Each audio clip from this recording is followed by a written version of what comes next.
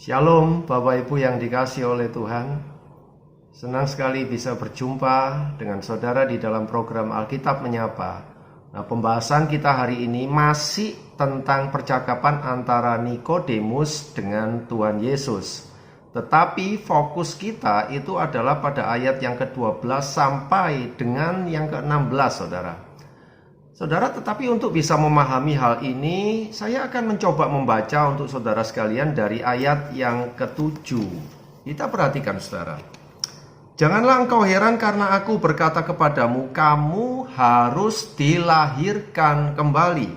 Angin bertiup kemana ia mau dan engkau mendengar bunyinya, tetapi engkau tidak tahu dari mana ia datang atau kemana ia pergi. Demikianlah halnya dengan tiap-tiap orang yang lahir dari Roh Kudus. Nikodemus menjawab, katanya, bagaimana mungkin hal itu terjadi? Jawab Yesus, engkau adalah pengajar Israel dan engkau tidak mengerti akan hal itu. Saudara, jadi menurut Kristus sebagai pengajar Israel, seharusnya Nikodemus itu mengerti. Dan kalau tuntutan Kristus seperti itu, maka kita bisa mengerti bahwa kelahiran rohani atau peristiwa atau pengajaran tentang kelahiran rohani itu sudah diajarkan di dalam Perjanjian Lama.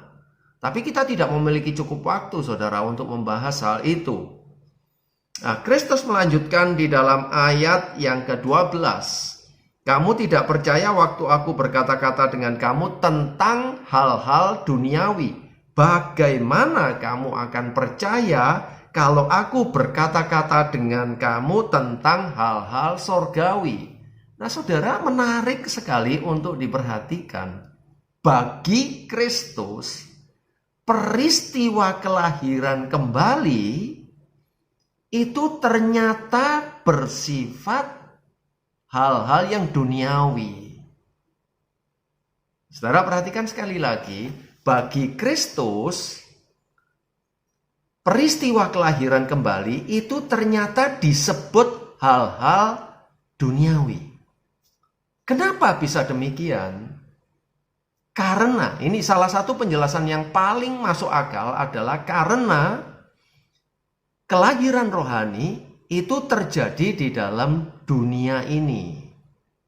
Itu salah satu penjelasan yang paling masuk akal, saudara. Nah, meskipun Nikodemus tidak mengerti tentang hal itu, ternyata Kristus tetap melanjutkan tentang pengajarannya tentang hal-hal yang bersifat surgawi.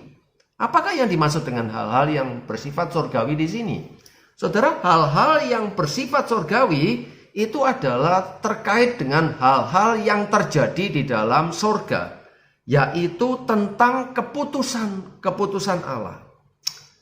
Hal ini sebetulnya hanya bisa diketahui jika ada orang dari dunia ini yang naik ke surga.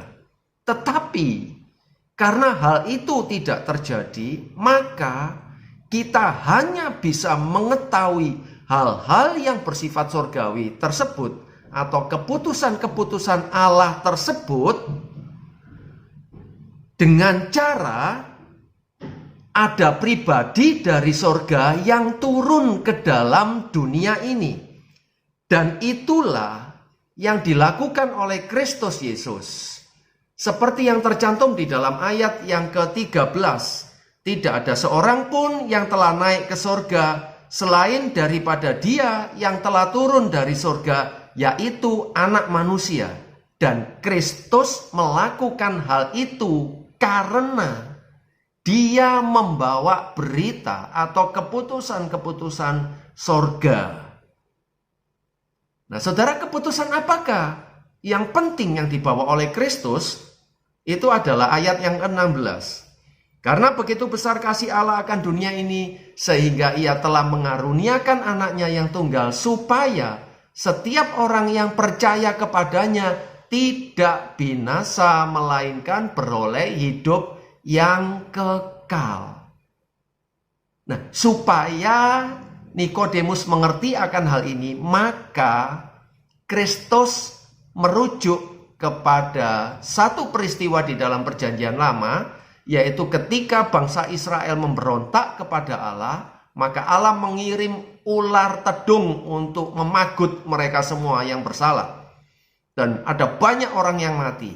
Nah, satu-satunya cara untuk bisa menyelamatkan mereka adalah Musa harus membuat patung ular tembaga yang ditaruh tinggi di padang gurun. Setiap orang yang kepatok ular tedung bisa selamat asal dia menoleh dan melihat kepada patung ular tembaga yang didirikan oleh Musa.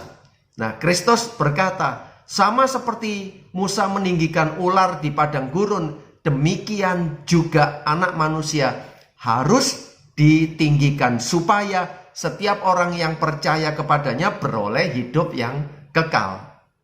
Nah, saudara perhatikan, ular tedung itu merupakan tipologi atau gambaran atau simbol dari apa yang dilakukan oleh Kristus ketika dia turun ke dunia, yaitu simbol dari kematian Kristus di kayu salib. Semua orang berdosa yang tidak ingin binasa di dalam dosa, hanya ada satu cara untuk bisa selamat, yaitu percaya kepada salib Kristus Yesus.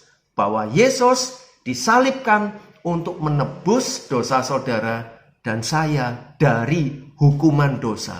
Seperti bangsa Israel diselamatkan dari pemberontakan dosa mereka dengan ular tedung yang dikirim oleh Allah. Dengan cara, mereka hanya bisa diselamatkan dengan cara melihat patung ular tembaga yang ditinggikan oleh Musa di padang gurun. Nah, saudara-saudara yang dikasihi oleh Tuhan, begitu besar kasih Allah kepada saudara dan saya yang berdosa ini. Karena itu, percayalah kepada Kristus, percayalah kepada karyanya di atas kayu salib, maka engkau dan aku akan diselamatkan dari hukuman dosa. Tuhan Yesus memberkati kita semuanya. Shalom.